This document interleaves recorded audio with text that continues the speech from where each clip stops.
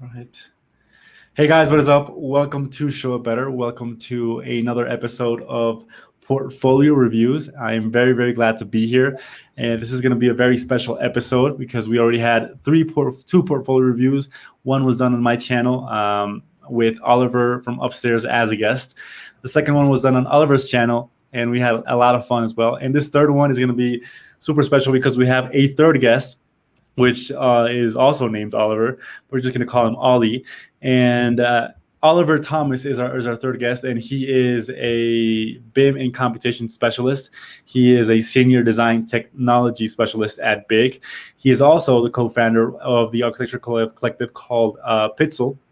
And he is also the co-founder of the Architect Network, which is a network that tries to talk about, the relationship between architecture and technology. So this is a very special guest. I'm very excited to see what we're going to talk about. The idea is to maybe structure this conversation around first asking Oliver like all the juicy questions that we all have. Then we're going to go on to the portfolio reviews, maybe review 2 to 3 portfolios. And after that, go into a Q&A so you guys can ask any questions that you have for Oliver. And I think it's very, very interesting because he, like, more than working at BIG, he has a big, a lot of knowledge around computational design, around software, around like the future for like a very specialized architect in BIM and like in a lot of all these subjects. So I think it's going to be very, very exciting. So without further ado, I want to welcome our 2 guests, and I want to use this time as much as possible just to get to know Oliver. And I would love to know, Oliver, like what you're doing, where you're at right now, what do you do at BIG, and a little bit about you. And then after that, Oliver can follow up with some follow-up questions. All right, so let's start. What's up, guys? Thanks so much for having me, and good to meet you guys on YouTube, Stephen and Oliver. I'll stick with Ollie just to make it less confusing. Yeah. So my name's Ollie Thomas. I'm a British architect. So I studied in the UK, in Oxford Brookes and University of Liverpool. And I'm first and foremost an architect and designer, and I kind of started my career in the design space. And then I've always had this interest in architecture and technology, and the technology side of architecture. And I slowly kind of got more and more interested in that side. And I worked as a designer for a long time, as a kind of that classic grasshopper guy on the team. And then slowly kind of was always building these parametric facades. And I was like, hey, how do you actually build these things? So then I went to work as a architecture consultant as a facade consultant, for Front, where we were using computational tools to actually realize these facades into built form. And then about 2.5 years ago, I decided to come back into the architecture world, and that's when I joined BIG as a BIM specialist, and I kind of working as BIM being my bread and butter, but given my backgrounds, I'm also kind of involved in the computational side, so helping out teams with grasshopper things, teaching grasshopper in the office, as well as testing and implementing new technologies, which could be anything from like plugins to new stuff like augmented reality and virtual reality. We're really kind of experimenting with in the office. And so I'm talking to you here from New York, work in the New York office. One of the other things I've been lucky with is traveling a little bit as an architect. So I worked in kind of Hong Kong, a little bit in London, and a little bit in New York. And I think it's also what's really exciting as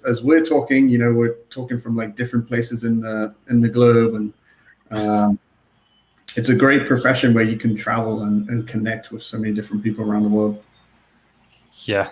Well, first of all, that's really, really interesting that you're here. It's amazing. I think for all of us, even me and Steven here, like learning from you, and I think all of the audience here live and the ones that are going to watch this later. Yeah, it's really, really interesting that you went like from a small practice at the beginning, like a normal practice, and then into a really specialized area and then you brought all of that knowledge into a big company called Big as well. And it's amazing to see all of that progress, and that we as architects can know that we have many fields to explore. Yeah, and I think it's also really exciting talking to you guys. Like you guys are this new generation of YouTube architects on YouTube. I think it's only going to be a space that's going to continue to grow. So I've definitely seen your work before, and I'm no stranger to your channels. So thank you. No, so, it's crazy to see like how like all of us are architects, but we're different types of we're not like the classic architects that everyone expects us to be, but we're just like in our each in our own field with our own passions. So it's interesting to see like how the internet, how technology has helped architects develop in different ways, and kind of get in their own niches, which I think is very interesting for people that are watching, that they don't have to be those classic architects, but they can also be like join their passions, if it's technology and architecture or representation in architecture, and just do their own thing. So I think that what excites me the most. Yeah, for sure. So should I get going with the first question? This one is for sure. Cool. Yeah, so we have this idea that software is simply a tool, right, to help architects design and document projects. But from your experience, like, is there a software that you think a recently graduated architect should be learning to be ready for the architecture industry?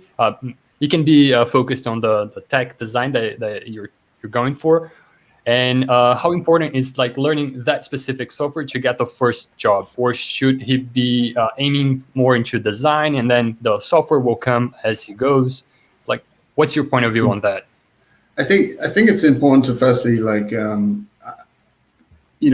an architect and a designer first and foremost, right? And the way I kind of approach it is that's largely what university is focused on, right? You spend, if we're honest, a lot of your time learning to design. So I feel like you should come out of university and you probably have those design skill sets, if not to continue pursuing them with kind of competitions and things like that. But the technology side, I think is important. Like I talk a lot about as students coming out of university as fresh graduates, the one superpower that you can have is software and technology. You can't buy experience. Experience is experience, and it just takes time to accrue it.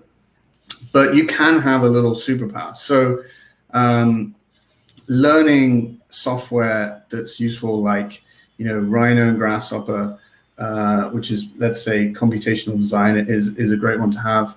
BIM as well. It's not as exciting, but it's how we document buildings, and it's very valuable when you get out into the kind of market. But there's also things like visualization. You could gravitate more towards really amazing renders and V-Ray and Enscape and all these kind of tools. So on one hand, I would say gravitate to the one that interests you the most. Whether if you're a visualization person, throw yourself into Enscape, Unreal, and all these like new tools. If you're more interested in documentation and the technical side, throw yourself into Revit. Like Revit is the most popular BIM platform out there, and it is a valuable thing to have on your CV. So that's probably the number one valuable thing. But personally, I would kind of venture towards something like Grasshopper, where it's going to create the foundations of learning to code, like learning to think computationally. It's going to enhance your design process as well, and use your design process to integrate it. So like in your project, set yourself a goal, like I'm going to try and design this portion of the facade or the massing or something like that with Grasshopper. And rather than see it as like, I've done my design and my portfolio is done, now I'm going to learn Revit or Grasshopper. The best way to learn is to apply it. So like if you can pick one that interests you the most and apply it into your projects as you're a student, or as a fresh graduate, if you're doing a competition, that's what I would advise.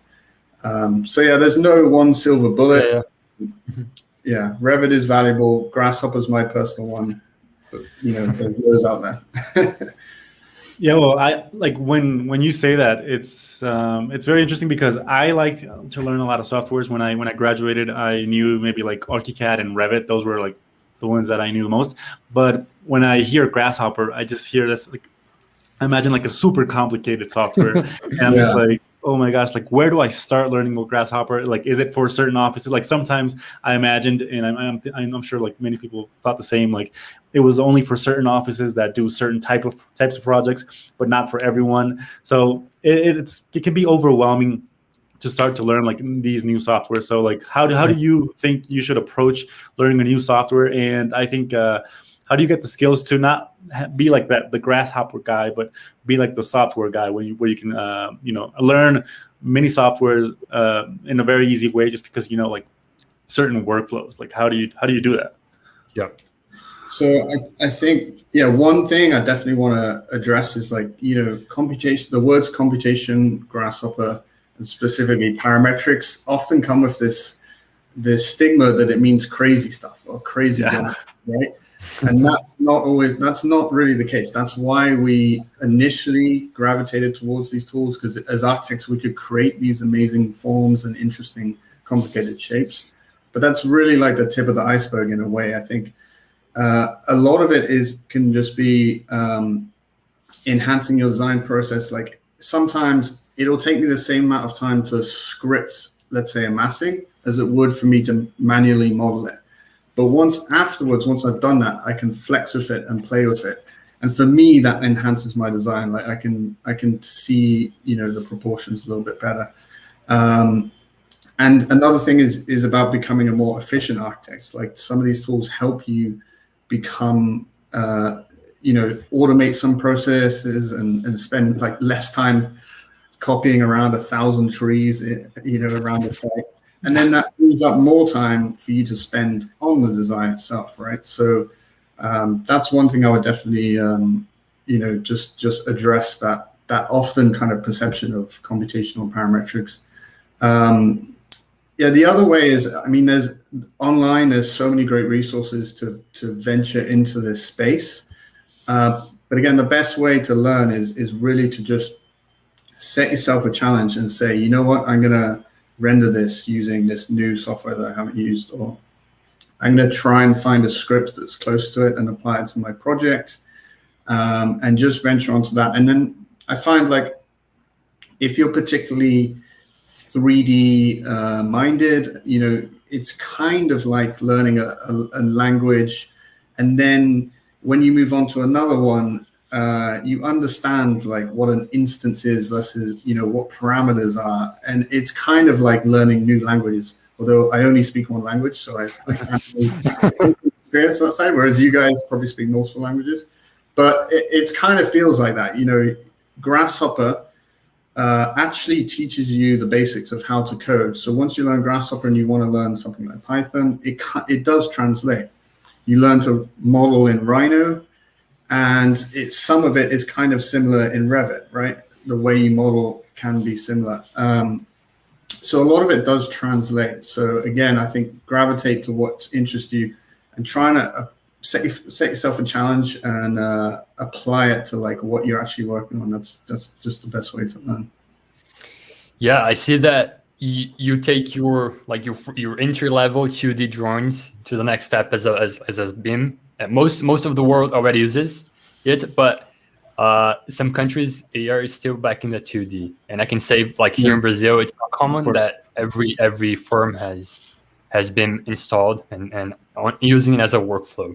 So then you go to BIM, and then I see Grasshopper as taking like ordinary tasks and making it more automated, so that you make your workflow better to redo tasks later down the road if you need. So it's one step further down the line, I guess. But first you gotta dominate BIM, right? To then go to Grasshopper, or you don't think so? You think that you can overlap that? Yeah, not at all. Like Revit and let's say Rhino and Grasshopper and Revit are two separate things right now. So you can learn one or the other. You don't have to go. But now with Rhino inside, you can actually you can open up Rhino and Grasshopper inside Revit now and use the things you learned in Rhino and Grasshopper. So that's cool. why I'm kind of pushing more people towards Rhino and Grasshopper initially. It's more design orientated. You can stay within the design world. It will really enhance you as a designer. And then as you get into the later stages of projects, you can get into BIM as well. Or if you're more interested in the documentation side, then jump straight into Revit. But you don't have to learn, Rhino and Grasshopper to get to Revit. And we often find it can go either way. The Rhino and Grasshopper people starting to come into the Revit world through Rhino Inside, and the Revit people are coming into the Rhino and Grasshopper side through Rhino Inside. So it's a bit like my main question like goes along those lines of like, I don't know, maybe at similar offices now that you have like a ton of experience.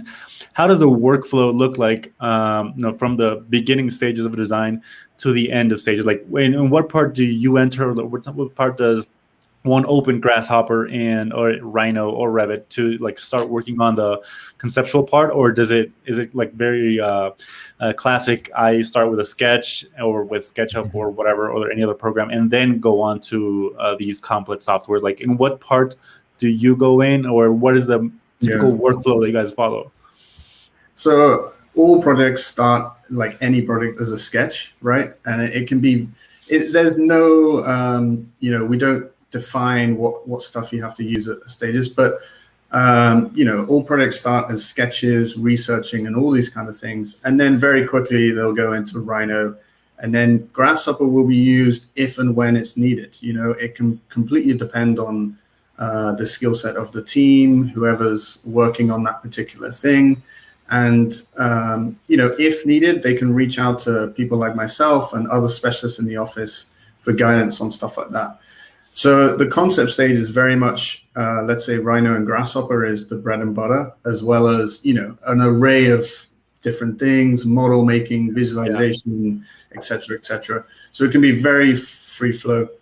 And then when we transition into, let's say, the documentation stage where we use Revit, that'll be at the end of concept and the beginning of what's called SD in the US, where we're starting to get into that next phase.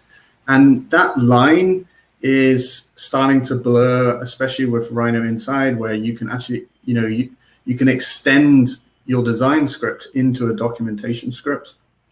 So this is starting to blur, and sometimes we'll use Revit really early on. Sometimes we'll use it a little bit later. It can really depend on the project, but that's the rough breakdown of the kind of tools we use. Not much SketchUp, but yeah, Rhino and Grasshopper is definitely. Is it like looked at like in a bad way? Like, oh my gosh, SketchUp. I don't want to give. I don't want to. No, I mean, I used to be a SketchUp guy at one part in my life, and I know whenever you speak to like the diehard SketchUp guys, there's like of course that can do all this kind of stuff. Look, it's a great piece of software, and I actually recommend it to a lot of people to begin with, especially coming out of like high school or university or whatever. So it's a great piece of software, but it does have its limitations. I can't get under the hood. I can't if I want to know how many panels are on this building, it's not as easy, and that's where something like Grasshopper helps us kind of peek under the hood, but without having to get into like real, hardcore coding kind of thing, right? That's what Grasshopper is. It's visual. But I think like SketchUp is limited to what you guys are doing, right? When you get to the firms that do like huge buildings or even like a little bit advanced, and when you compare that to a small practice that is doing some renovations or like small houses, family houses, something like that, maybe Rhino and then Grasshopper, you don't take all of the ability that you have with those programs. Do you think so or not? Like, should you be doing like really small stuff even with those complex? I don't think scale necessarily plays into it that as much as you might think. I still think Rhino and Grasshopper is just as powerful, even more powerful for a small office than a larger office. And look, there are larger offices using SketchUp for huge projects. So I don't think it's necessarily a scale thing. I think it's just a mindset thing. Like if you're more open to it, and also like a big part of it is just understanding what these tools do. That doesn't mean you have to become an expert, but like if you understand what they do, you can, maybe there's someone in the office that has an interest to pursue it, or like, secretly knows a bit of this stuff. But so I think it can be used from a small scale all the way up to a really large scale architecture.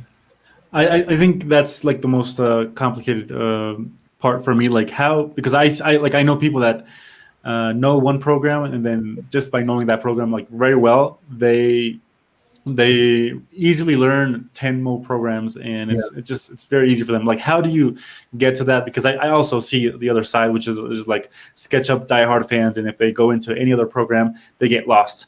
So how do you become like not a specialist in this software, but just like a very good person in understanding like how software is put together, and how to, like, especially 3D modeling software, how to navigate around it regardless of what the specific company or brand is? I think just being open to understanding and learning new tools. I mean, you do gravitate and get really good at one of them, and I do kind of recommend that, master one, but also keep, don't become like a diehard, this is my lane and I'm going to stay in it. Some people are just more attuned to this kind of stuff. Like as I teach more and more now, some people just pick this up a little bit quicker. Other people don't pick it up as quick, but it's not, it is all doable. And so a lot of the little things you'll see will translate, but it's really about having that interest in one, but also keeping that kind of experimental side. Like I don't call myself a grasshopper expert. I'm learning all the time. Like sometimes I'll help an intern, and they're like, oh, I use this component all the time. And I was like, I totally forgot about that component. That's awesome. So like you're always learning, always stay kind of learning, trying out new things. And there's a really interesting book I read recently called Super Users, which kind of touches on this a little bit, where in that book he recommends that every like 3 to 5 years or something, not throw away, sorry, but like learn something completely new to add to your skill set. Okay. Because that makes sense, you could spend the next 5 years becoming like a Revit master, and then Revit gets changed into something else, or something new comes along. You gotta keep adapting. Yeah, and I think that's really interesting to know from you that you even at big, like you consider each step of the way like the best tools to develop those parts. And I couldn't agree more with you than that, because sometimes people, like I've seen firms going all the way for like ArchiCAD, which is also a BIM software, right? And they try to design like mid stages as well, and then document everything from start to finish in one software. And I always say that each software has its own capabilities and it's best for something. And I see that it's amazing when the, as you said, the line is blurred, and then you can use one software inside another one. Like Lumion is now has the live sync option for SketchUp, and you can do the linked, synced, and then you can do that with Rhino and Revit and Grasshopper, right? Yeah, I think that's being like more agnostic to the technologies. We're not here saying, hey, you have to use Revit, and then the designers are like, oh man, I want to just sketch. Yeah.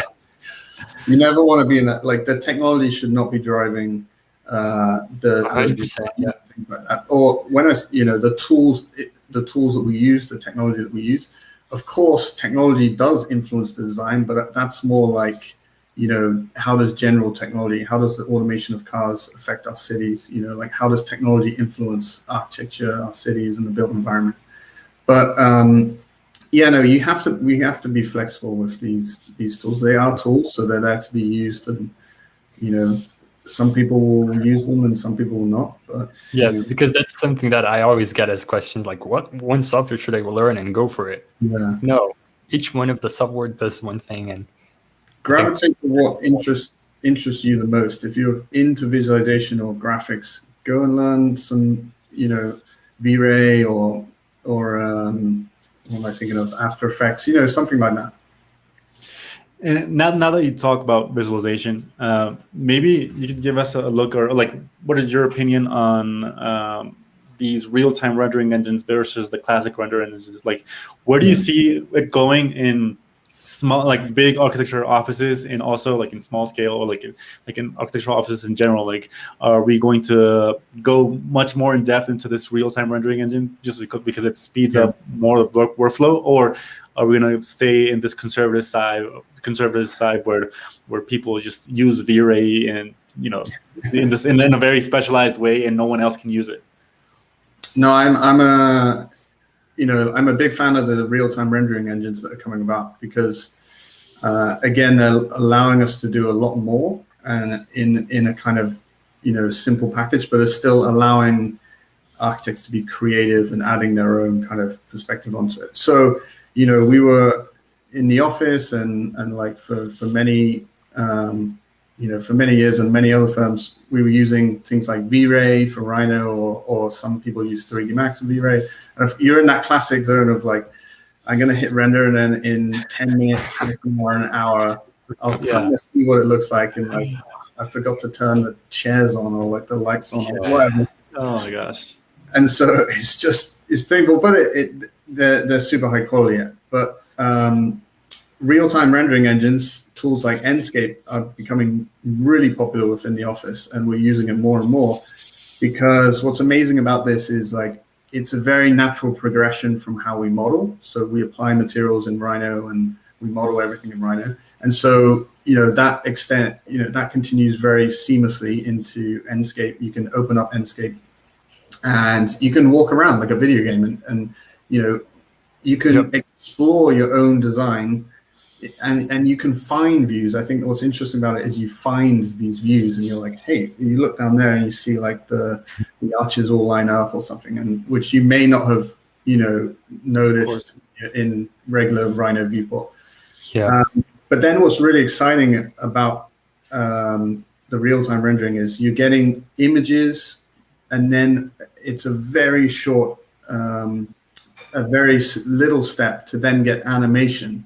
And then to even further that, with Enscape, you also get virtual reality and these kind of like, I don't know if you've seen, you scan a QR code and you can like see through your phone, so I think, that one process, again, this is a bit more about streamlining your own design process. You can get all those things very quickly. And you don't have to worry about like, every time I use V-Ray and I like haven't used it for a little bit, I forgot to just make it look like a sunny day. You got to find the sun, and it's much more towards the settings than instead of an intuitive software. Like, so you always mention Enscape. So I think that's one question that everybody wants to know. Like, does big office use Enscape instead of Lumion or Unreal Engine? I'd say Enscape is the front runner at the moment. Yeah. Twinmotion, I know, is also used, maybe more for animation. But yeah, those are the two front runners. We definitely used all of them and experimented. And some projects we used Lumion, and some will use Twinmotion, but Enscape is for sure the front runner right now. That's interesting, even for me. I wanted to know that. And Unreal's interesting. We're definitely keeping an eye on Unreal, but we just haven't gone into like actually using the engine itself yet. But yeah, I mean, we that's one of the things I'm interested in always doing, is keeping an eye on some of these things, like how can we use them. And but yeah, Enscape has slowly grown within the office for sure. And I think the general tendency is like to gamify all of these softwares just to make it easier in anyone's workflow, because I'm not like necessarily bashing on any software process, because I imagine like these big ArcViz companies need to have these specific workflows just to control those parts. But like a regular architectural office, is kind of like seen better when the visualization process is more like a game where you were saying, like, we were just touring around the 3D model and we found new views, we found new things that we hadn't seen before. So I think that's much more interesting than trying to stress out if my computer can handle this render, if I have to turn off all the settings or not, like for a regular architect, like in their day-to-day workflow. Yeah, I think, V-Ray is still, for example, like the gold standard in quality. And with some of these real-time rendering, at the moment, you sacrifice a little bit of quality.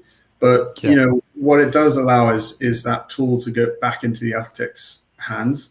And then, you can supplement it. You have your kind of wow renders, whether they're done by like amazing visualization team in the office, or it's done out of house by really real specialists, and they need those kind of extra settings that V-Ray comes with and all that kind of stuff. Of course.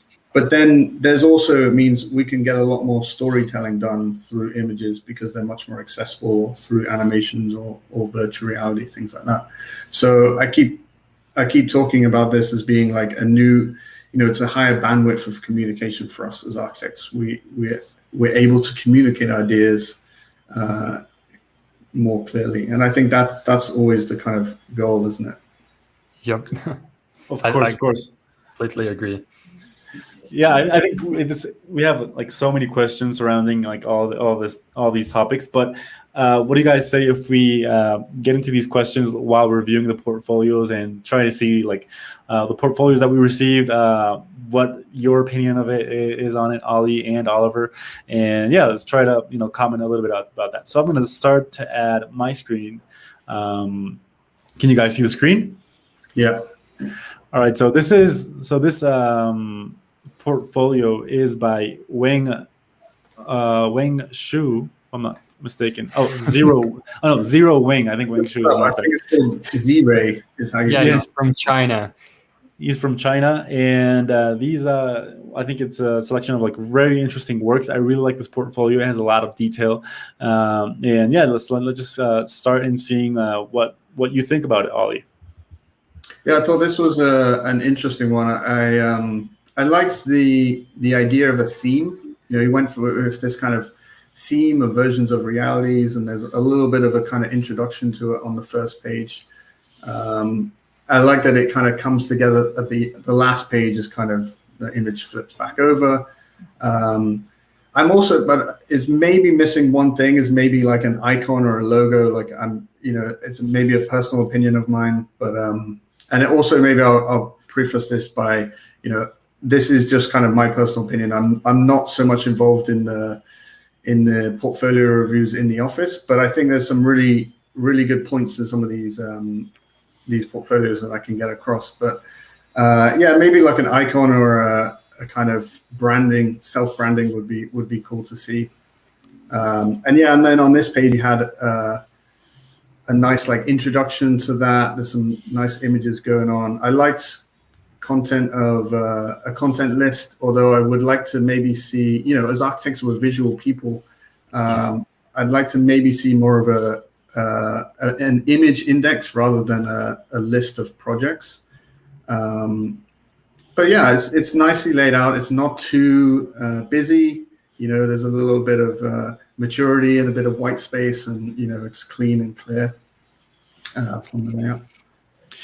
So what do you think, Oliver? I mean, and like we see that in different portfolios. Some of them include their CV at the beginning, and some of them just start with a project. So what do you guys think about this? Should you include with like a version of like a short resume of yourself of what you do, and then start with the projects, or should it just go into the projects from the start? Yeah, I mean, one of the portfolios I think has it later on, and I do agree. I would put your CV in at the beginning. Even though I know a lot of firms like ask you to split it out, or like you end up filling out a bunch of information on the application thing, which can be annoying. But I think what's nice about it is, even though, let's say this portfolio has got to me on the office, it's great to just see experience and then you jump straight into the projects. So yeah, I would include a brief synopsis of your CV, and just try and, illustrate the good points, like, maybe the university went to, the experience you had, the awards. I would throw in the software, but obviously the skills are important. But it is important, it is a little Easter egg, a little cherry on top. It's interesting to see that Ollie has a bit of the same perspective that we do. Like me and Steve already went through a bunch of portfolios, even like off live, and then during the lives. And we always commented with on the first pages, just like you did. Like, we're visual people. Like, maybe go for an icon, go for the image, split it up, and then there's so much to talk about this portfolio. But at the beginning, I think you nailed it. Yeah, I mean, you're trying to tell a story about yourself, right? That's an important one. But you're also telling a story of each project, and that's one theme which I think was kind of like through the portfolios that we'll look at. And I'm also guilty of doing is like, what is are you getting across the story of this project right now? Like, this page, I mean, this diagram is really nice with exhibition, the bike lane, communication. Like, that's a beautiful image. The page before it was maybe a little bit, there's a lot going on. And I was, here I was just kind of like, I get it, but there's a lot of information. So again, it's that holy grail of less is more. Like, how can we say something with less? But there's lots of really interesting information in it when you do get into it.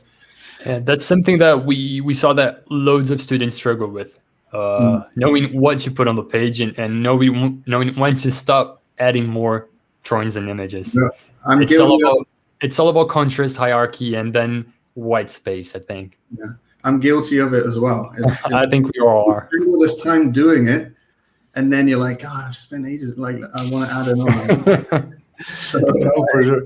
And it's so crazy because you can see, like, obviously, the person that did this portfolio has a lot of talent in representation and has a lot of development in each project. Like, he has the general renders, but also he has like these section details that are very interesting. So you can see that like there is a lot of talent there. It's just more about designing and leaving a little bit for mystery, like for maybe the interview after, and not giving it all away from the start. I don't know. It's definitely an inner battle of myself as well, like leaving stuff out. This project was really interesting. I think it was like it caught my attention as well. Yeah, graphically, I won't get into the project itself, but like graphically, it's a different style. I think with this portfolio, I jotted down it's a portfolio of many styles, and I think one of the reasons for that is there's a bit of group work. And I actually came into this, I think it's this project, I'm not sure, they actually put the percentage of what I interpreted of like what they did. Yeah, like right here, I think. Yeah, it's kind of interesting. I'd be interested to see what the other people like, if the percentages work out. But I had the same problem because I did some projects in university as a group.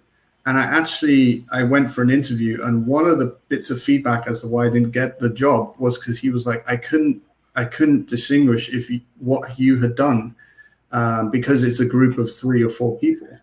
And the university I was in at that time was really big on group work, which is good because you work in groups as architects. But yeah, it was a tricky one. But back to this, the portfolio, and this was beautifully done. I think this illustrates like, the diagrams there's a little bit less of them, but they're kind of clearly getting across things. I really like the graphical representation. I mean, that's a beautiful kind of AXO mixed in with some photoshopping and background and stuff. So yeah, and the color palette, it all combines, right? And it creates those little spots of attention that we gotta look into. I think that's a good thing. Little bit of breathing space, and I found like each little bit there was like, if you go back one page, I'm a big fan of like the micro information on images, on the renders. It says like there's so many days and points that they've accrued in these little pods. Or I'm a big fan of the heads up display type information. I think is a nice way to add on information to renders and things like that. So yeah, I think that this was a fun little project. Yeah, I think overall it's a very, very good portfolio. It shows like an array of skills. Of course, like as you say, sometimes we need to know, like, or the employer maybe needs to know what specifically did that person do in that project. Did he create the renders or the modeling or whatever? But here, I think it's very obvious that like maybe the same person did all these very interesting drawings, and they're very interesting. Like they're very, it's a very big array of different scaled projects, different types of projects, which I think is interesting. I think it's a lot of projects. I don't know, like how many projects would you include in a portfolio? Like more than 5, 4, 3, or Yeah, it's a really tricky one. I would say as a fresh graduate, less, but you go more in depth. And then as you get more senior, like from my portfolio, may be more like a lot of projects, but just kind of quick overviews that you can talk through more in the interview.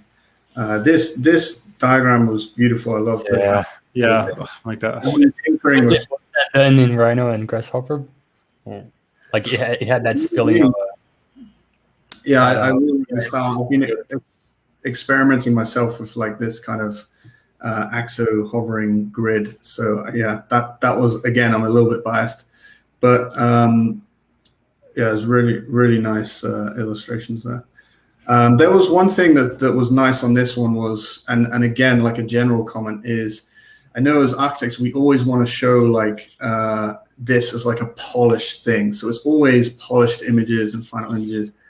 But maybe the idea of a sneak peek of a background shot, like I think in one of the images he had like this sketch over the diagram, which is obviously production, but it's also like it's got that nice sketchy look. But in this one and the other portfolios, you don't really see behind the scenes, like maybe a shot of the actual model, you know, the Revit model or the Rhino model, or like a script or something, to show a behind the scenes section for each page would be kind of interesting. That maybe shows how you actually produce some of this stuff. Yeah, I think so. But don't go and just add like a print screen of it, right? Like make it a little bit more curated. But I'm totally with you. I think behind the scenes, like how the process went, like how the ideas developed, that's something nice to include.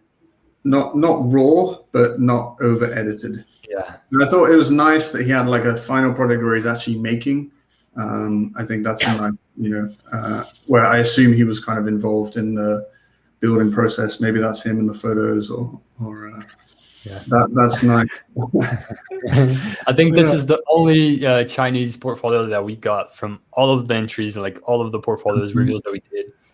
Yeah, it was really nice to see. Like out of the bat, like I saw that was Chinese, and then I opened it. I got really impressed. That's why I sent Steven that one. There's loads of amazing work coming out of that part of the world. And we don't usually see that, right? Because it's a bit limited. My kind of wish for this particular portfolio is maybe to go back and join up the projects for your own style. Like there was a lot of different graphical styles throughout it. Maybe another pass of bringing it together. But yeah, a lot of really amazing work, some amazing projects. So. Yeah, like this portfolio is really nice, and you can see here, like in the title, apparently the person that did this portfolio got applied into University of Michigan, University of Pennsylvania, UCLA. So obviously, you know, it's a good portfolio. So a lot of people thought about it in the same way as us. So I thought it was very interesting. And here we have two of the portfolios that are very different in terms of like how they represent their projects, but also like how like the whole general portfolio is laid out. And this is the portfolio by Juan Ignacio Gonzalez. He is an architect. I think he's from Florida, and he's also just finished his master's. So this is like his portfolio for applying to a job just after finishing his master's. So I think it's a different type of architect or of portfolio of architects like that we see more like a more sketchy type. But I thought it was very interesting as well. So yeah, let's start looking at it. Yeah, no, this beautiful cover, right? Right off the bat, like amazing cover. I think, and for me at least, that pretty different from what we see out there. The style of this portfolio I felt was more artsy. It was more kind of like, it almost felt like hand drawing kind of style underlying. Maybe that was his kind of, passion.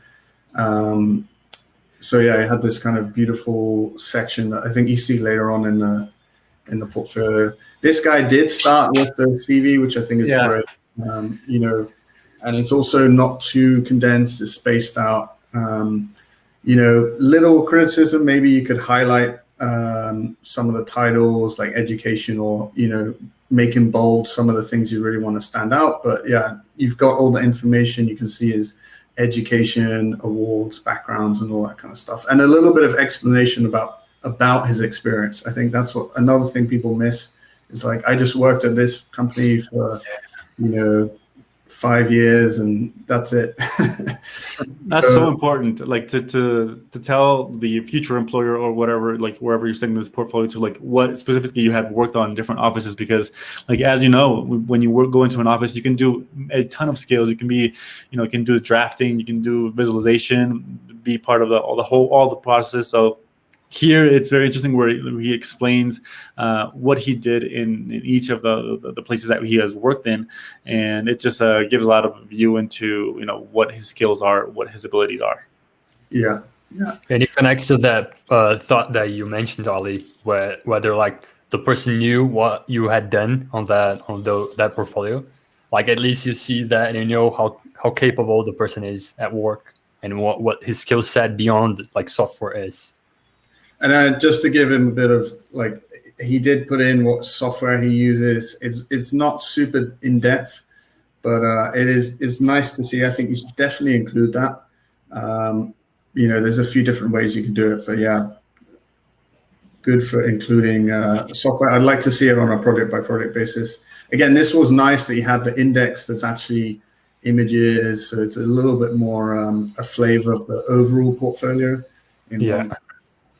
And he has an index in sort of like in categories as well. Like, it's not just the project index, but he has it divided into park, sky, rock, soil. So he has like a general theme ongoing in the portfolios, which is something sometimes what people do is just throw in all their projects into a portfolio without a theme that's connecting them. And I thought this was very interesting because he tried to like actually design the portfolio and adapt all the projects he had done to the portfolio. So it's just a little bit more convincing and a little bit more interesting to see. Yeah, he had this philosophy that he went into, and his layout was nice. And you can see there's clear, spacing. There's a bit of room to breathe. It's not kind of overcrowded. So it was kind of nice kind of layout and nice graphics. But I felt he was missing, especially as you go on to the next few pages, some of the axos, the plan, it's almost like they're missing one more layer of information. Like maybe it'd be great to populate the people or show some, a bit more furniture or something. I just felt that there was a layer of information. These plans as well just need a little bit more. But he's got a style. It's like a continuous kind of language to it. It looks like he's getting to grips with visualization, and he's got a style that he's developing. I would just keep pushing it a little bit further. Some of the images later on are kind of a little bit washed out in some ways, but you can see he's working on it, and it's kind of coming through his style and things like that.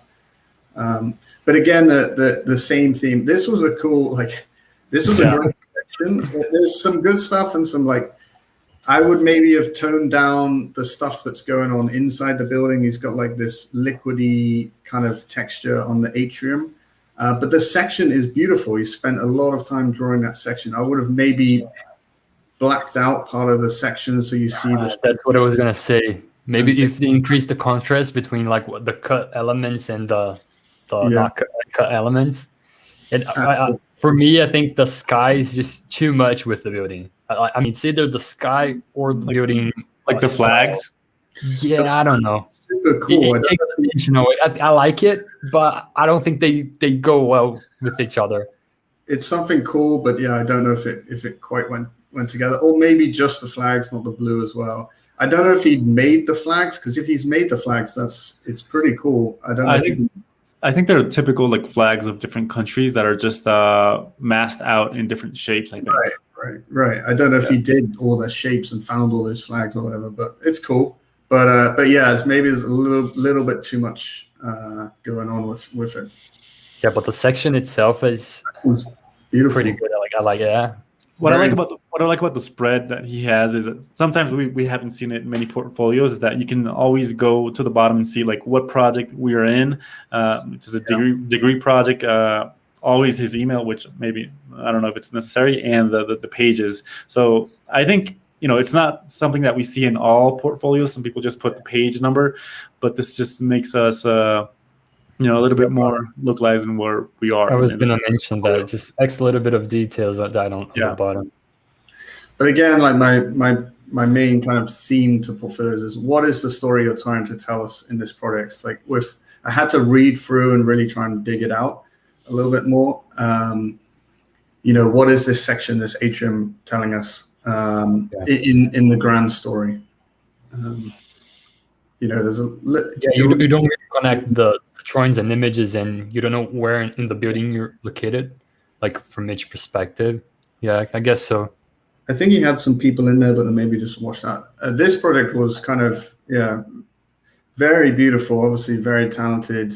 I don't know if he's drawn this or modeled it, but yeah, it's got that kind of artsy feel to it, and very kind of, you know, it's also a poetic kind of project. The project is all about light and dark spaces and things like that. So beautiful drawings. I think this was nicely spaced out. Looks like he's developing a style of his own as well. And he's got the section figure out, right?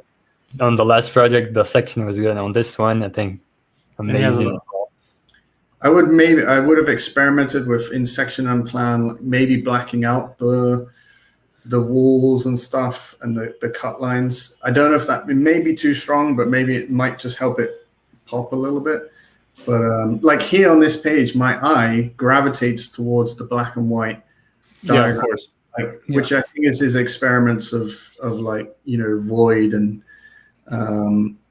like collecting light and things like that. So that was, you know, that's where my eye was immediately drawn. But really, it's the other stuff that's important. But a really unique style and very beautiful drawings. And this one, I think the story was nice. I like the little rough sketches, but then I think there's a little bit more play in the image to be kind of done. And then in the next pages, he kind of gets back to that style that you saw in the last projects. A little bit small the sections, but I think you can still read it. Again, what is the story you're trying to lead the person through? But it's an interesting kind of project, this, you know, parasitic building on top of another building. I guess I like that style much better than the other one, like the style that he has on the elevations and sections there. I think it's but then on the perspective, as you mentioned, Ollie, a bit washed out. You don't know like the depth and what's actually the building, the volumes, the ambience. I feel like you're seeing this guy evolve. Yeah, and then this project, it went really into like, you know, I'm almost thinking he's watercoloring or painting and drawing these things. Yeah. Very beautiful, but then you go the other way, as I'm not quite sure sometimes what I'm looking at here. This was a nice balance where, okay, I can see what this thing is. I'm reading an architecture drawing, but I'm also seeing this beautiful illustration and this, you know, very talented kind of artwork side to it. I think when you combine technical elements with really artsy stuff, you might as well get the technical information well displayed, and then overlaid the rest. Like, you have to be able to read architecture, as you said, and then the style is just the extra bit of ambience and depth and contrast. Yeah, and that was like, you could see this intricate thing. I was kind of, I'd love to see it in 3D, like some kind of axo would have been pretty sick. Yeah. And then this, I think, was earlier stuff, is obviously more, I don't know if this was like one of his earlier projects, but he's kind of developing style. This is actually quite a nice way to make a great page out of a simple model. Clean, little bit of lighting, actually worked quite well. Yeah. And I'm interested. I'm curious to see, like, obviously you aren't like in a HR group or like a hiring or anything, but if you were to try and select portfolios, try and see what would interest you the most, like having a person that shows an array of different projects and different scales with different types of details, like for example sections, very construction details and models, or one person that tries to emphasize on their skills, like for example if they're very, very good in visualization, they would just try to emphasize on their visualization skills. Like what would you like lean towards, or what would you suggest? I would, I think I would look for someone who's like obviously a talented designer, but there's a lot of very talented designers out there, but designers that have that also have maybe a specialist skill set, like stand out to me is like, okay, this person can design. They've told me a story and connected with me through the portfolio. And you know what? They've done that through illustrations or visualizations or models or something like that. They have this little superpower as well. I think that's what would really interest me to see. I mean, first and foremost, you want to see that there's design talent and like, they're also attuned to the office's design philosophy. It doesn't matter what office you're in, but you want to kind of connect with that. But also have some kind of skill set like that you could see being utilized in the office. Perfect. But, yeah, so this portfolio, I think, was very interesting. It had a lot of detail in many drawings, and I liked it a lot. Honestly, I have like both portfolios a lot. They had very like different perspectives. Like they're both architects with very good projects, but different perspectives on how to approach the portfolio and how to develop each project. So I thought, everyone could use like to see how like there's no one way of doing your portfolio. We can see like two different ways, and both of them are really, really good. Yeah. This one was really interesting. I mean, I can quickly overview this one, but it was like this guy is obviously very talented in illustration and graphics. Like it's beautifully laid out. And what I liked about this is the way it begins. So if you flick through, there's a kind of personal message to it. It's like, hey, my name is Guy Komo. This is my portfolio. I think that's really nice. And I can see this evolving into like, will we see more video submissions for portfolios and you just introduce yourself, making it a bit more personal. Interesting context. Every project has a little icon. You can see his talent of illustration is already kind of shining through on the index page. Yeah, and it's again what we talked about, like having a general theme for your portfolio, like regardless of the projects, because sometimes we have a portfolio that resumes 5 years of work, and the first year can be different from the fifth year like project. It can be different in representation with the team, everything. But here he's trying to just connect all of these projects in a general thematic that obviously also speaks on his character as an architect, his personality, and it's very interesting to see like what you said. If this would be like the video version of this, would be very interesting to see what he would do. Yeah, no, it's interesting. And then he goes on and he's like actually got tips on how to use it and read it. I think that's great. This is my philosophy. This is how you use it. I think that was really strong. An amazing start because it's kind of he's telling a story. I already feel like a bit of a personal connection to this guy, and then it goes on to the product. He's also laid it out very clearly. All right, we'll have to jump into this because it's a BIM project. So I think that this is. I don't know why he started off with the BIM projects, considering he's got some really great projects. I don't know where that came from, but. I'll run with it. But this is interesting because he's, for those of you who are not so familiar with Revit, what he's doing with this diagram here is showing this BIM project that he's worked on, which I'm assuming was like a kind of task that he had to do. And the diagram shows how the model's broken down into individual models and then linked back in and things like that. So kudos for like getting that across. And if you have the expertise, you get it. And I see that he's probably has experience with that kind of stuff. And then when you go to the next page, though, you see, okay, he's done all this BIM work.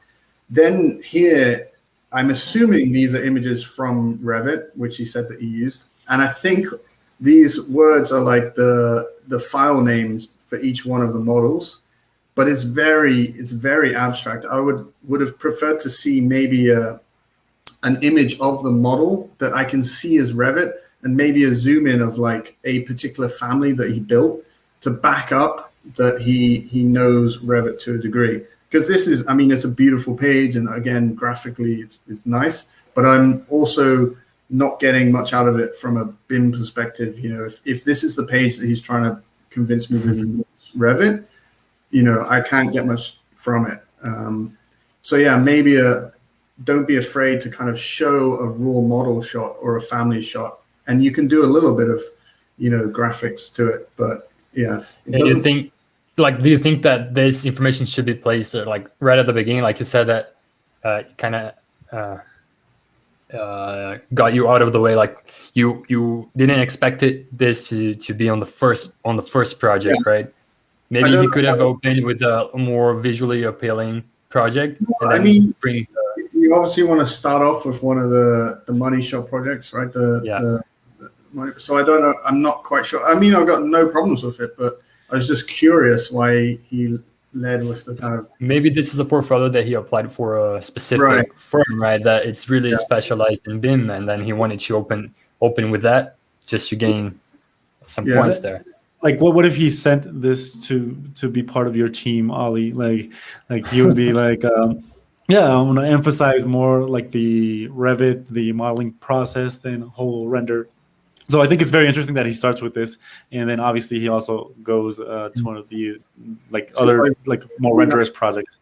Really nice separation between projects. Like there's a page, just a blanket.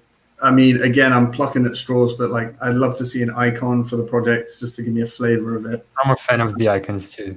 Yeah, again, nice. Let's just put aside the graphics because it's very nice and it's like very good. I think the QR code thing is a huge tip. I really like that. In this case, you can zoom in, and he's got a whole other portfolio just for this project, which is really nice. But you can also do cool things like Enscape, for example. You can export a QR code, and for example, you can scan it, and then I can be inside the building, right? Really nice. That's so interesting. I hadn't even thought about that. Like to put the Enscape link into each project or one of the most interesting projects, so like the actual employer can see the development in detail of the project. I think that would be the next level. Yeah, I would hire that person right away, honestly. but just the QR code without the Enscape real visualization there would be interesting, in that you don't have to put everything here, and then you get a QR code to like lead the person to know more. Like when I know more, you go after it, and you don't overpopulate your spread. It's still a very 2D world of portfolios, right? We flip through them digitally. So the QR code's a little sneaky ways to like hack that, and you can give someone another, a website or your other portfolio, or like. If this had gone and you scan it and then you place it on the desk and you see the augmented model. Oh my gosh, that would be so crazy. That would be so crazy. I would hire that person for any job. And it's interesting to see also how he puts the software that he used for each project right here, like a Photoshop, Illustrator, InDesign, AutoCAD.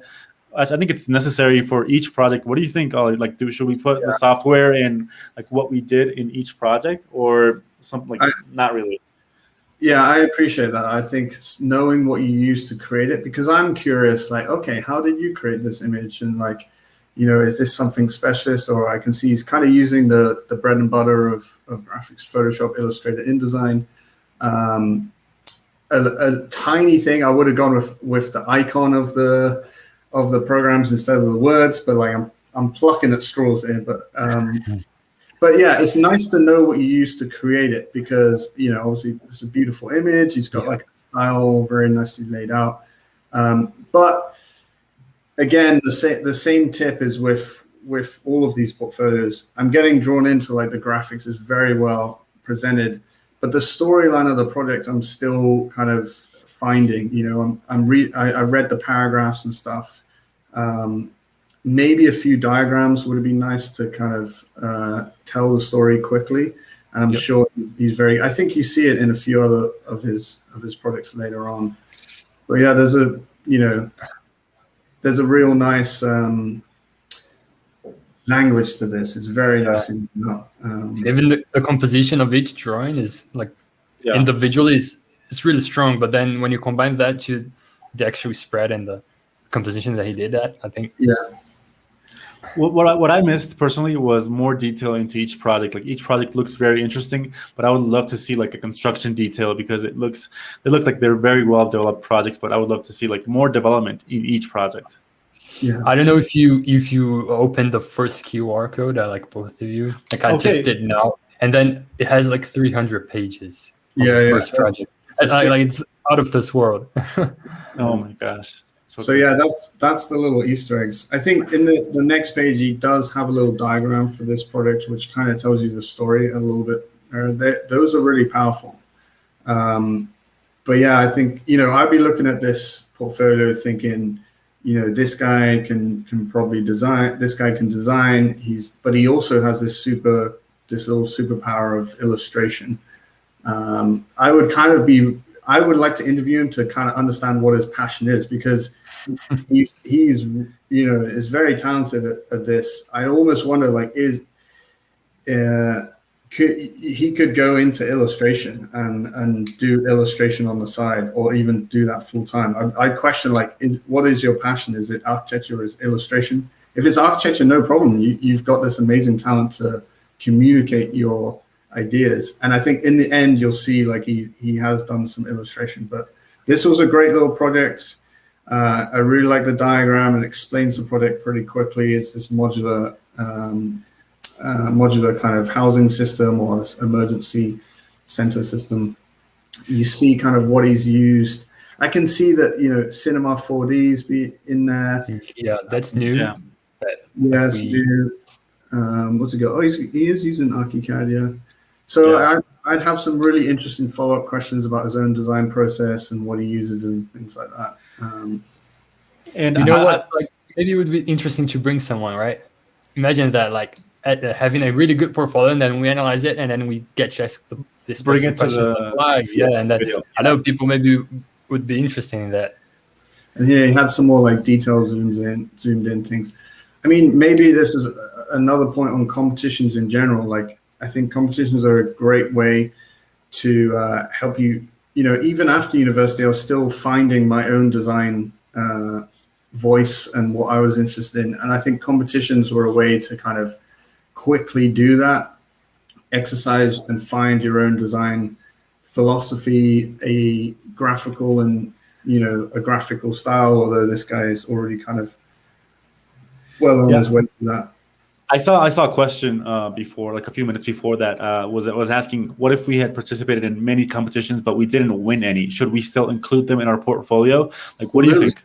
Absolutely. Like, competitions, let's be real here. The competitions, it can be incredibly subjective. You maybe 10 people out of 500 but it could be a really cool product.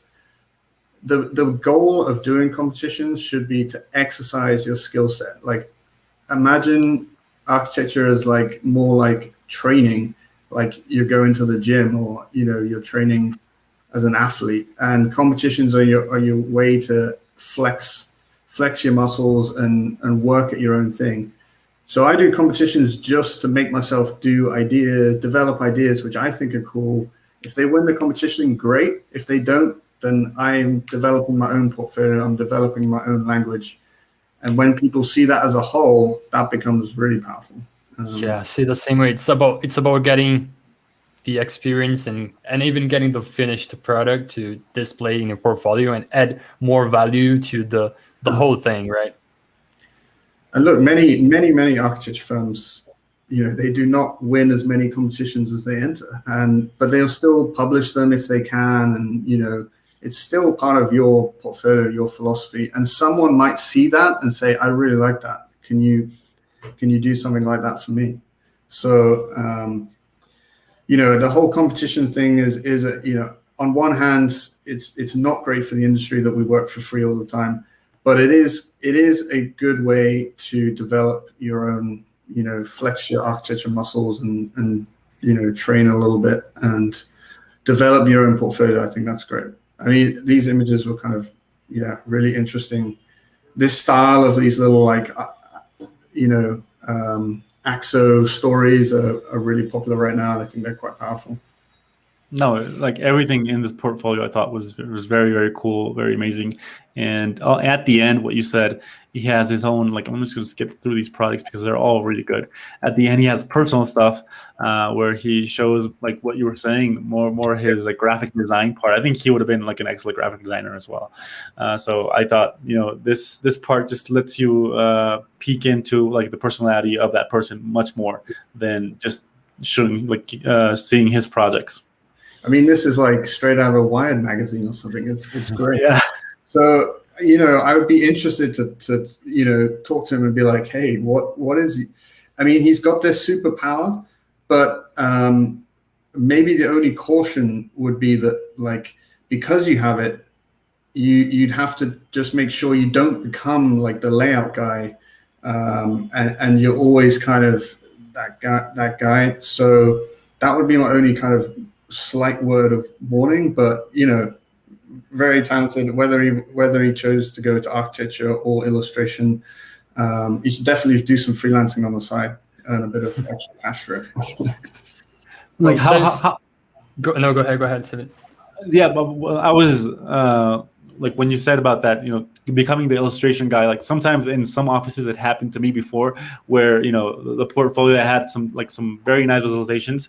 So from then on, I was just like, hey, Steve, you're going to do the renders.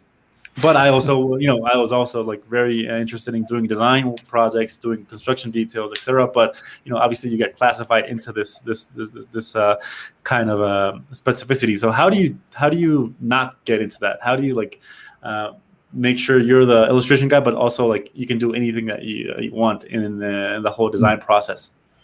I think it's just being open with who you work with. Like, there's nothing wrong as well if you want to be that role and you just go as a specialist. But I would kind of, throw yourself into the design conversations as well. Everyone is at the table at these at the initial kind of design meetings. So throw yourself into it. And also, I think like for him, I would also, from a tech perspective, I would start pushing him to be like, push him towards After Effects and like animating these things, because I'm sure like that talent is just gonna. That's what I mean. Like he's already very good at Illustrator and Photoshop. I'm sure those skill set will translate to After Effects and creating GIFs and animations and things like that, which could then evolve into visualization. So I think this is a great way to explain, like to illustrate what I mean by pursue your interest and just keep evolving. And otherwise it's just being clear and communicate to who you're working with that I'm just as much as a designer as I am an illustrator in this case. I have this superpower, but I also want to be completely involved in the design process. Yep. Well, there's some fuzz going around about like this guy he's supposed to be a graphic designer instead of an architect. And then I think one thing that has to be said here, maybe this portfolio was a bit on the graphic designer side. Yeah, he's really good at it, but that doesn't exclude you to your need to know how to represent stuff and visualize your own thoughts and ideas. Yeah. So as an architect, you got to be able to design and do like really well-designed buildings for that location. But you also have to be able to translate those ideas and those sketches into appealing and easy to understand images and drawings.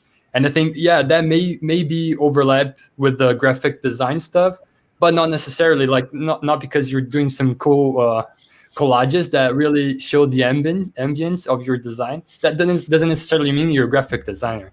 Like, I mean, people usually see, like, I saw a lot of comments saying that, like, oh, hey, we're supposed to be graphic designers now. No, you got to be able to translate yourself into, like, not pen and paper, but like screen and pixels, and that's the way to go. I see that way, at least.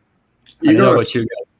You're a jack of all trades, but you're first and foremost a jack of all trades, right? You're a designer, you're a little bit of a technologist, you're a technical person, you're a maker.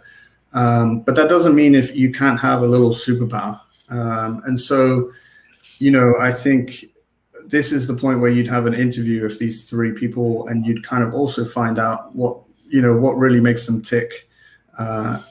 And, you could question, that's where you delve into the design. Talk to me about the design process. Talk to me about this project a little bit more.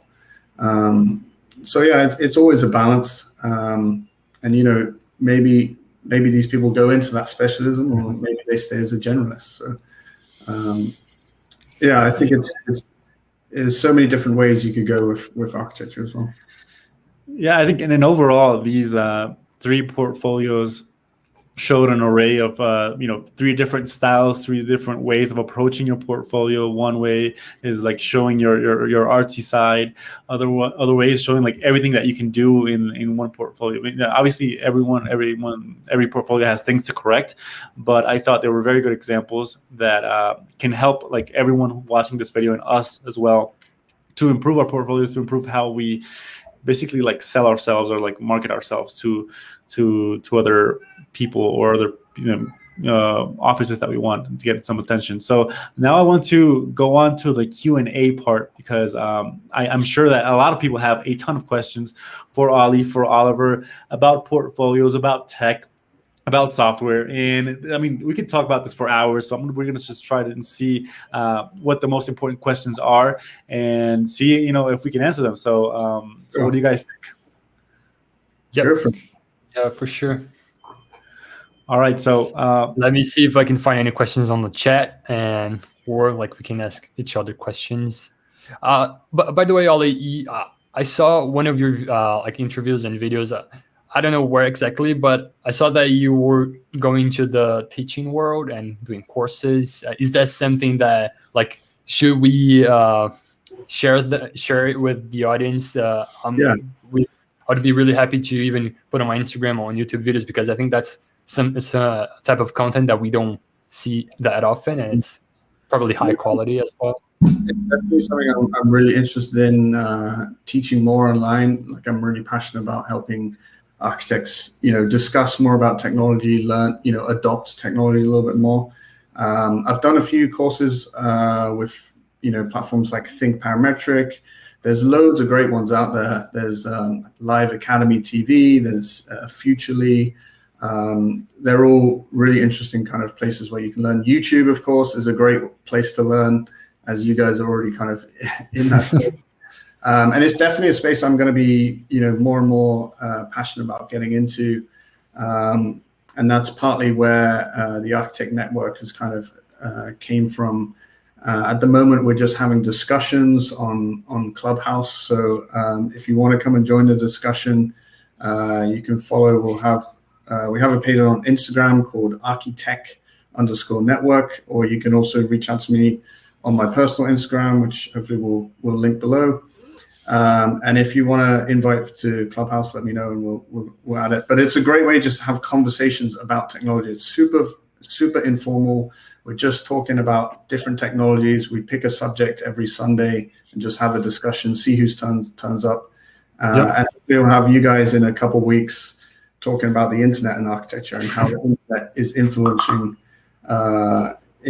our industry. For sure, let's do that. It's very exciting, and anyone who is interested, you can go to Architect and go to Clubhouse, because obviously there are very interesting conversations being around the topics of technology and design. So we have a question right here, which is, what's your ideal software workflow? And maybe we talked about this at the beginning, but just so everyone can. Okay, there you are, Oliver. I was just saying, like, that was a new camera and it just died off. I don't know. Yeah, whatever. It's working now. No worries. So yeah, we have a question. What's your ideal software workflow, Ollie? What do you think about this? So, I mean, my personal software workflow, which is similar to the Office, is something along the lines of like Rhino is my design tool. Rhino and Grasshopper are like my design bread and butter. Revit is my documentation tool. That's where I go to like draw and set up a drawing set, create my plans, elevation sections, all that kind of stuff. Because that's saving me time, I want to avoid drawing line by line a wall when I can just model it in 3D and have it in 2D at the same time. And then, pick a real-time rendering engine, whether it be Enscape, Twinmotion, I'm missing one more, but yeah, Luminon. Pick that so it kind of streamlines your workflow. And then obviously post-production, I'm still very much in the classic Adobe world of Photoshop, InDesign, Illustrator. Really, there's no magic tool or anything that we have. Grasshopper is kind of like a way for us to just peek under the hood, but that's about it. What about you, Steven? What do you usually use? No, it's probably similar to mine, but I'll make it to know. I'm a very SketchUp person. So I first of all, obviously hand sketch, then SketchUp, and then if the project develops in the more detailed phase, then Revit. And after for rendering, it could be depending on the project and the project times. It could be like Lumion if we had to have a ton of images from different points of view, or if it's just one image, I would prioritize for Photoshop and mostly like creativity and composition. What about you? Yeah, it starts similar. Sketching and then SketchUp, because I find that it's easier to use SketchUp as a mass modeling just to get the ideas out and the volumetrics. And then once it gets going, I jump into ArchiCAD. I'm not a big fan of Revit, I must say. I went to the courses and all of that, but I didn't really like it. But then since I knew already the BIM world, it was really easy to migrate to ArchiCAD. And then I found ArchiCAD much more intuitive, but that's just personal preference, I guess.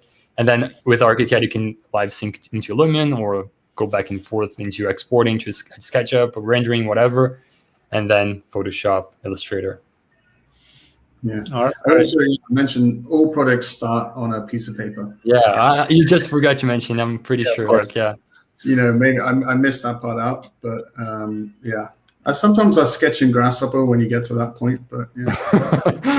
That would be super interesting. Yeah, just do that.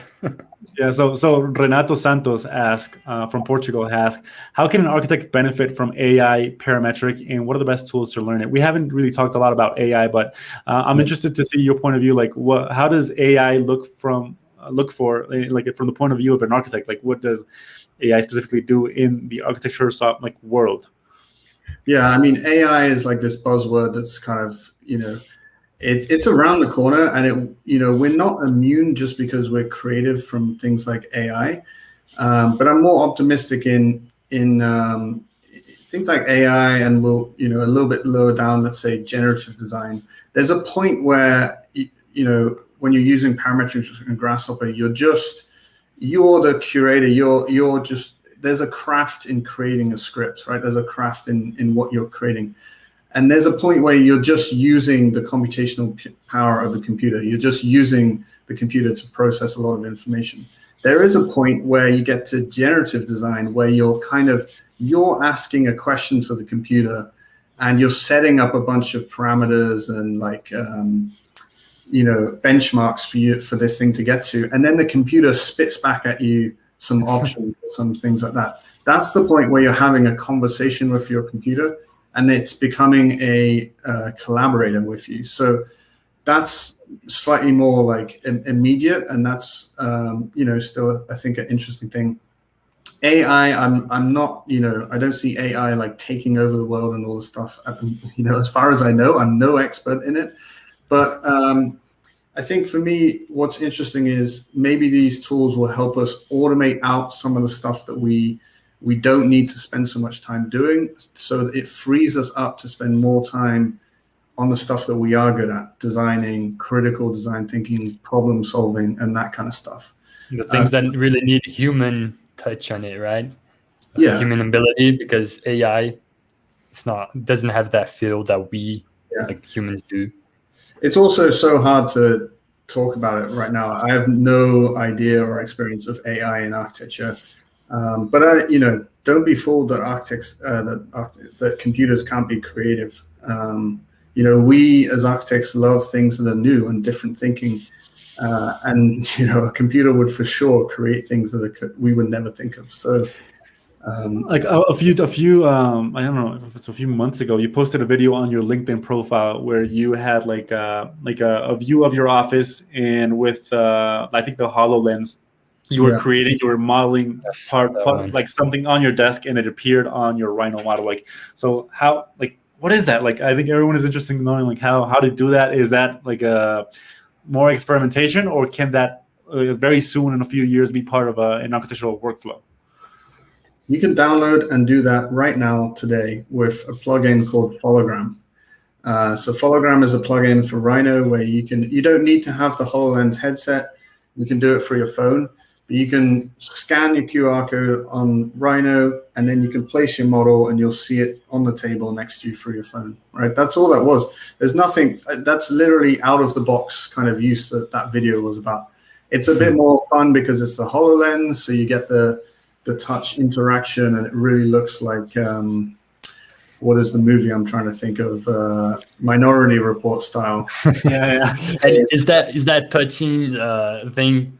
Does it work fine? Like, is it intuitive? Like you really feel the moving parts? Yeah. You're really like touching things and moving it and twisting it. That was really just a fun little experiment. But you can connect grasshopper scripts and Rhino models to a heads-up display, and you can like play with sliders, and you see this model. And what you don't really get from the video is, you get a sense of 3D, but when you have the headset on, it really looks like a little box on your table, right? And you can look around it, and you can really get a sense of the scale. So that's what's cool about that one. Awesome. So yeah, we have a ton of questions like that are very, very specific, but I think we could talk for hours here. And then maybe I want to end that conversation on a lighter note. There's a comment that says top 3 expectations versus reality of being an architect. Like, what do you like? What is the cliches that like are cliches but are true, or maybe some things that aren't true or that you expect it to be true but really are very different? Wow, that's a difficult one. I think some of my personal ones is, I think I get asked a lot from like people in high school, like, I'm not very good at drawing, or like I didn't study maths or physics. Honestly, it's just like doesn't matter. Basic maths and physics. That was probably what people always ask me, and I didn't study those things, and I didn't. Trigonometry is the one that I keep coming back to. Damn, I want to be more attention to trigonometry, because I'm always dealing with like, triangular panels or something like that, and that one comes in. But I think if you have the logic, like a good sense of logic, you can figure that out and work the math out. Yeah. I think, we're a hardworking professional. Do not be fooled. Like, we work long hours and things like that. I think maybe the industry changes, and that's a big part of why I think technology will help us, is a piece of that puzzle, so we can streamline some of our own workflows. I think, especially when I got to big and I saw these amazing projects that I got to work on with amazing people, the ultimate goal of an architect to kind of give form to the future, as we say at big, is really there. Like, you really do get a sense of it, and it's amazing to be part of this, interesting group of people and collective that is big. So I do think the ultimate goal of an architect of like, changing the world that we live in and shaping it it can be true. It is true. That's so exciting. That was a hard question, but I think you went through it. Yeah. Yeah, it's exciting to see how much of like the big philosophy you have, and how it positively like impacts like your design, your workflow, like your creativity. And I'm really glad we had the conversation. I know that a lot of people got a ton of value from this conversation. And I would be interested in, obviously, doing some more conversations that are related to this. Obviously, on your channel, on Oliver's channel, on the Clubhouse, that a lot of people are asking, like, how do you get on those chats? So maybe if you can comment on how they can connect with you. If you have any courses, what courses do you have? If you want to have any talks, anything that you want to promote. So I think a lot of people would be very interesting to connect with you, Ollie. So so feel free to jump in and talk about it.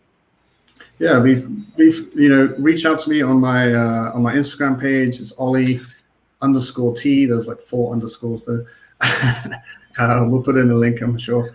And I'll send it to the chat right now, so that I'll post any things that are upcoming. I see there's a comment. It'd be great to see a YouTube tutorial about Rhino Revit workflows, and there'll be some coming. So stay tuned. If you want to check some out now, then go and check out.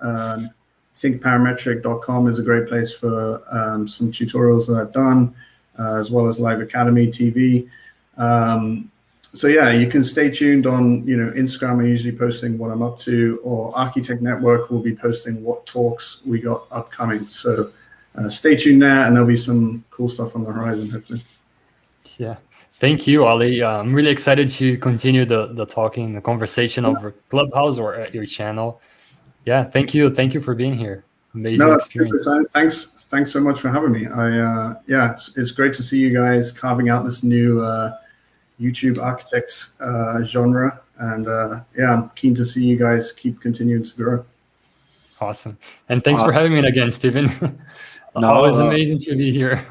No, I'm glad to be here with you, man. So thank you, everyone, as well, for connecting, for staying until the end of the broadcast. I know maybe it was a little bit long for you guys, but I'm glad to have so many people connected around the world watching us, trying to have like a normal conversation. So it was very interesting. And stay tuned for more live streams that we're going to do in this channel, in Oliver's channel, more talks that we're going to do with Ollie as well. And thank you guys for connecting, and I will see you guys in a next video. All right, so bye, and talk to you later. Cheers, guys.